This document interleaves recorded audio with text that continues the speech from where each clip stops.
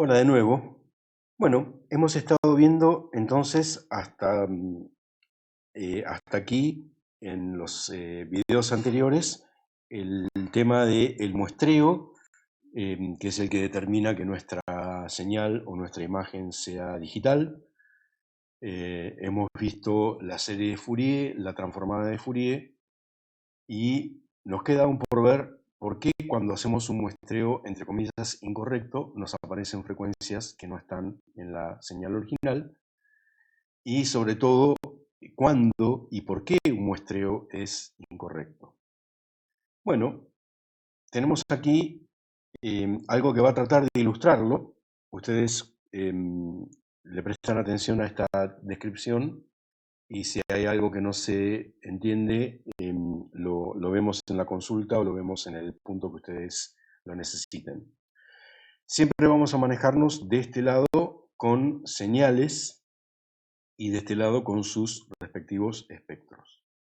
Entonces, suponemos que esta señal f chica de t es la señal que estamos queriendo muestrear y que esta función e grande de f grande es el espectro que estamos, de la señal que estamos queriendo muestrear. Una característica fundamental que tiene que tener este espectro es que tenga un soporte finito, o sea, que se haga cero a partir de determinada frecuencia denominada Fm por frecuencia máxima. O sea, básicamente, si suponemos que f chica de t es real, entonces E grande de f grande será simétrica par y por lo tanto su energía a frecuencias positivas será idéntica a su energía en frecuencias negativas, y si es, como decimos en la jerga, si es limitado en banda, entonces la energía será cero desde frecuencia menos infinito hasta frecuencia menos Fm, será un valor finito desde menos Fm hasta más Fm y será cero desde Fm hasta infinito. Luego lo que queremos hacer es muestrear esta señal. Como vimos en nuestra formulación, el muestreo es el producto de esta señal, la señal original, por un tren de impulsos que son los delta de Dirac desplazados una determinada unidad. Entonces nosotros vamos a considerar que tau es el tiempo que hay entre diferentes muestras, ¿sí? Por lo tanto, nuestra variable discreta va a ser una variable que será un número que nos dice a cuántos tau estamos respecto del cero. Supongamos que esta señal la muestreamos desde menos infinito a infinito y por lo tanto la estamos multiplicando por un tren de impulsos que valen 1 cada uno y cada uno ocurre cada un tau. Bueno, sorpresa, sorpresa, la transformada de Fourier del tren de impulsos es el tren de impulsos. Esto es un tema que nos va a llevar a cierta perplejidad y a cierta fascinación. Es algo que yo en lo personal no dejo de experimentar frecuentemente en señales, o sea, en variable de una sola variable, valga la redundancia. Hay por lo menos tres que son invariantes frente a transformada de Fourier, que son el tren de impulsos, la gaussiana y el ruido. ¿Eso qué quiere decir? Quiere decir que la transformada de Fourier del tren de impulsos es un tren de impulsos, que la transformada de Fourier de una gaussiana es una gaussiana y que la transformada de Fourier del ruido es un ruido.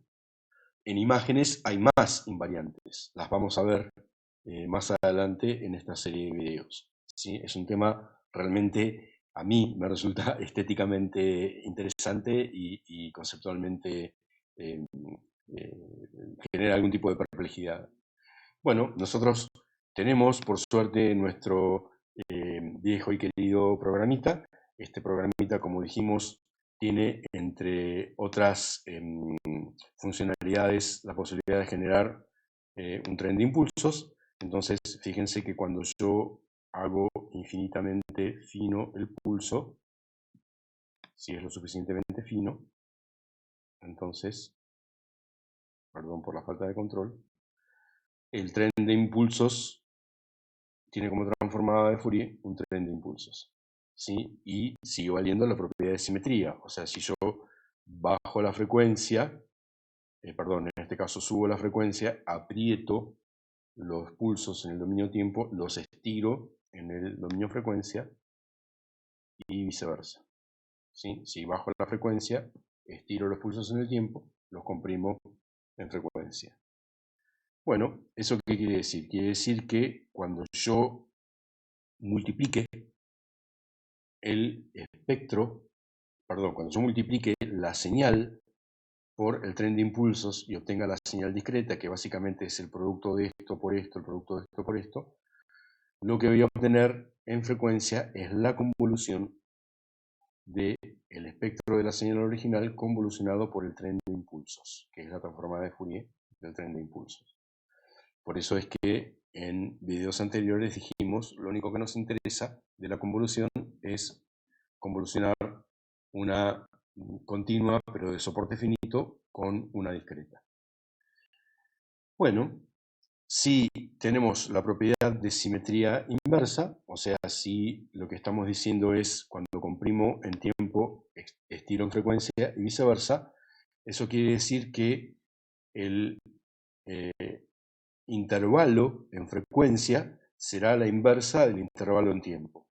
¿Sí? Este intervalo será entonces 1 sobre tau. Si tau es el tiempo de muestreo, 1 sobre tau será la frecuencia de muestreo. Si t es, por ejemplo, 1 Hz, una muestra por segundo, entonces 1 sobre t será 1 Hz. Si t es una milésima de segundo, 1 sobre tau será 1000 Hz, 1000 oscilaciones por segundo. Bueno, lo importante acá es que 1 sobre tau sea mayor o a lo sumo igual que 2 por Fm. Si yo obedezco a esta desigualdad, o sea, si 1 sobre tau es mayor que 2 por Fm, entonces de esa manera yo garantizo que la convolución, que como dijimos es tomo a esta señal, la traslado y la escalo acá, tomo esta señal, la traslado y la escalo acá, tomo esta señal, la traslado y la escalo acá. Acá estamos viendo solamente 3 pulsos del tren de impulsos infinito, pero esto es infinito. O sea, básicamente lo que estamos diciendo es algo que también para aquellos que hayan estudiado transformada de Fourier, es algo que es importante saberlo, que es una señal infinita y periódica tiene como, perdón, una señal discreta y periódica tiene como transformada de Fourier una señal discreta y periódica. Y acá yo tengo una señal que es discreta pero no es periódica, entonces tengo que tener como transformada de Fourier una función periódica pero continua. Bueno, propiedades matemáticas. Pero bueno, básicamente lo que estamos diciendo es, estamos copiando cada 1 sobre tau el espectro de la señal original y hay por lo menos entre cada una de las copias periódicas hay algún lugarcito, aunque sea muy muy pequeño, donde la transformada de Fourier es igual a 0. Eso quiere decir que no se me están mezclando, si me permiten la palabreja, no se me están mezclando entre sí los espectros de cada una de las copias periódicas del espectro de la señal digitalizada, ¿no? Cuando yo los junto, no se tocan entre sí. Esa es la condición fundamental de lo que se conoce como el teorema del muestreo. ¿Sí? El teorema del muestreo básicamente lo que nos dice es 1 sobre tau tiene que ser mayor o a lo sumo igual a 2 Fm. O sea, básicamente, si mi señal tiene una frecuencia máxima de, por ejemplo, 20.000, como es el caso del audio, yo tengo que muestrear a más de 40.000 Hz, a más del doble de la frecuencia que yo quiero. Fíjense que el audio digital, que empezó a distribuirse hace unos 40 años con los CD, se muestrea a 44.100. Esto obedece a razones tecnológicas, obedece al hecho de que yo no puedo tener un filtro que idealmente me elimine todas las frecuencias, o sea, básicamente este tipo de filtros, como los que estamos colocando acá, que valen 1 para algunas frecuencias y 0 inmediatamente para otras, se conocen como filtros ideales. Ese tipo de filtros no se pueden implementar en la realidad.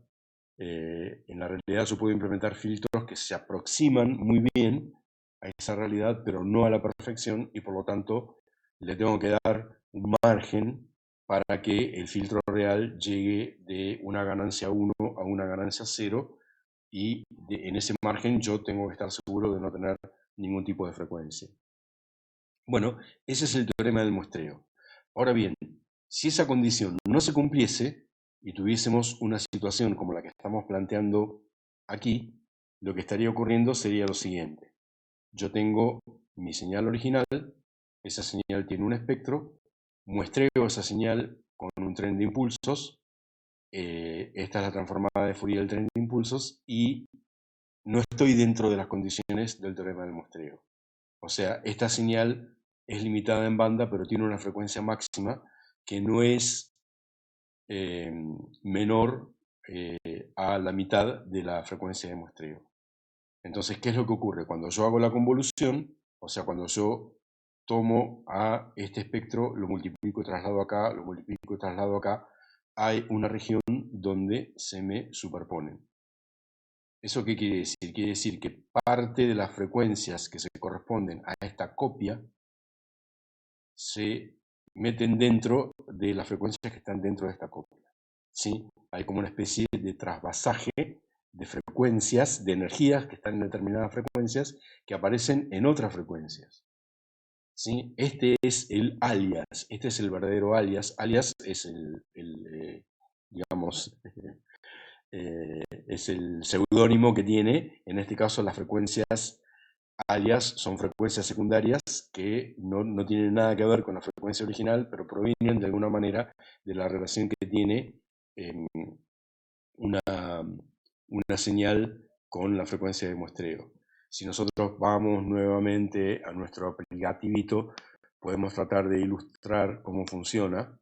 En este caso, vamos a tener aquí una senoidal digital, ¿sí? Se ve la senoidal y se ve su frecuencia, y con este control podemos controlar su frecuencia de muestreo, ¿sí? Fíjense que cuando yo subo o bajo la frecuencia de muestreo, las copias que yo estoy obteniendo se aprietan o se separan. Perdón, que me olvidé de cambiar. Ahí está. Perdón por esto. Entonces les decía, tenemos aquí una implementación de una senoidal muestreada. Con este control aumentamos o disminuimos la frecuencia de la senoidal, y con este control aumentamos o disminuimos la frecuencia de muestreo. Si la frecuencia de muestreo es muy alta, ¿sí? La imagen genera como ilusiones ópticas, pero básicamente es porque los piquitos se empiezan a agrupar y empiezan a generarse barritas que visualmente el ojo las trata de fusionar, pero nunca olvidemos que estamos viendo una señal discreta. Entonces, fíjense que cuando yo bajo la frecuencia de muestreo, se me pegan entre sí las copias periódicas de la señal senoidal que tengo acá. Y cuando subo la frecuencia de muestreo, esas señales periódicas se alejan entre sí. Entonces, más o menos por acá, estoy tratando de tener un control más o menos por acá, perdón por esto,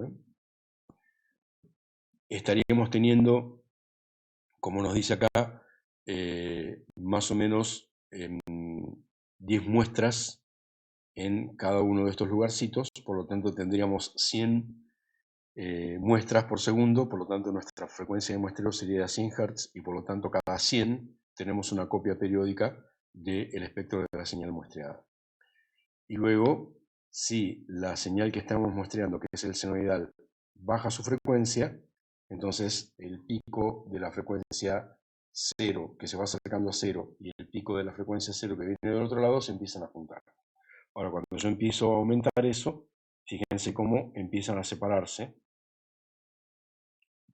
Aumenta la frecuencia y se va para este lado, aumenta la frecuencia menos F y se va para este lado, y bueno, llega un momento en que si yo sigo aumentando eso, se juntan, y cuando se juntan, se mezclan, y me aparecen estos patrones que nosotros habíamos visto al comienzo de las filminas de esta parte de la materia, ¿sí? Cuando la frecuencia está muy cerca de ese límite, todavía soy capaz de darme cuenta que hay una senoidal que tiene una determinada cantidad de oscilaciones, pero si sigo aumentando, cuando ambas copias que se juntan por convolución se vuelven muy próximas, me aparece este patrón por el cual sigo dándome cuenta que hay una frecuencia senoidal ahí, pero esa frecuencia está modulada por una función envolvente que hace que sube y baja.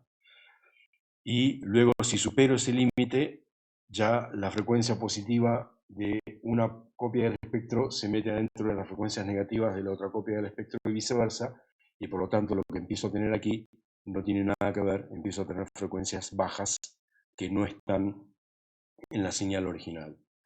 Voy a repetir este mismo experimento, pero lo voy a repetir con una frecuencia de muestreo más baja. Supongamos que bajamos la frecuencia de muestreo a la mitad, a 50. Entonces, ya con una senoidal de menos frecuencia, me ocurre ese fenómeno donde se tocan los espectros entre sí, y si luego trasvaso eso, empiezo a tener frecuencias mucho más bajas que no tienen nada que ver con la frecuencia original. O sea, básicamente tengo frecuencia de muestreo 50 y la senoidal que estoy queriendo muestrear debe tener 70 o algo por el estilo, y me aparece una señal que tiene una frecuencia mucho menor. Esta sería entonces una posible representación numérica del teorema del muestreo y por qué aparece el aliasing.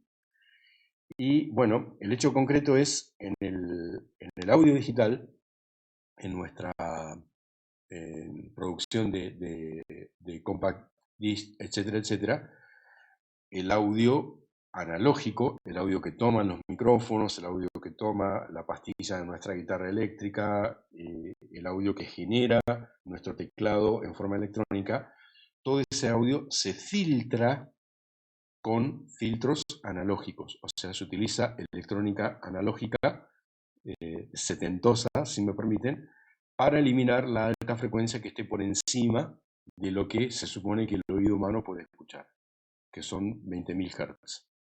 Eso se filtra con filtros especiales y se supone que a 22.000 Hz ya prácticamente no hay ningún tipo de energía. Luego de eso la señal se convierte a digital. Es el famoso proceso AAD de algunos compact, que es el considerado el de mejor calidad. Hay la posibilidad de filtrar digitalmente la señal antes de producirla. Es el DDD, que no ha sido muy... no ha generado estéticamente una aceptación tan buena como el AAD, porque básicamente el filtro digital genera siempre un poco de aliasing, y aquellos que son músicos o aquellos que tienen un oído muy fino son capaces de escucharlo. Yo tengo un amigo que es músico, es director de orquesta y es director de coro y es chelista, y te garantizo que, bueno, es capaz de escuchar en un disco de vinilo 30 segundos de música y escucha al chelista solista y te dice quién es y te dice qué instrumento está tocando. Es, bueno, así es un músico profesional y talentoso. Y esa persona no tolera mucho algunas grabaciones convertidas a digital porque dice, esto tiene un ruido que a mí me molesta, y yo no escucho nada. Yo, como me dice un amigo, soy muy barato, como es con un MP3 de 128K, me conformo, no escucho mejor que eso. Pero bueno, básicamente el hecho es, aparece el aliasing en música, y el aliasing en música es trágico, porque básicamente lo que estaría diciendo es, me aparecen notas musicales que no tienen nada que ver con la armonía de lo que están tocando, simplemente porque el muestreo está mal hecho. ¿Sí? Sería horrible y espantoso, y hay que evitarlo a toda costa. Por eso es que la señal primero se filtra y después se convierte a digital. En imágenes no podemos hacer eso. En imágenes está el sensor y el mundo, y por lo tanto tenemos aliasing. ¿Sí? El problema con el aliasing no es en imágenes, no es evitarlo, no es filtrarlo porque no se puede, sino que el tratamiento que hacemos con el aliasing es tratar de mitigarlo, tratar de que su ocurrencia se dé en partes del espectro de la transformada de Fourier que tengan la menor incidencia dentro de lo que es la capacidad humana de percibirlo. Nosotros este tema lo vamos a dejar acá en este punto, pero lo vamos a retomar en algún momento y vamos a decir, bueno, el ojo también tiene propiedades espectrales, el ojo también detecta las bajas frecuencias, las medias y las altas, frecuencias geométricas, o sea, cantidad de baldositas por centímetro cuadrado, por decirlo de alguna manera, y es sensible a ese tipo de fenómenos. Así que bueno, dejamos acá con nuestro teorema de muestreo y nuestra explicación del aliasing y luego vamos a los temas que siguen.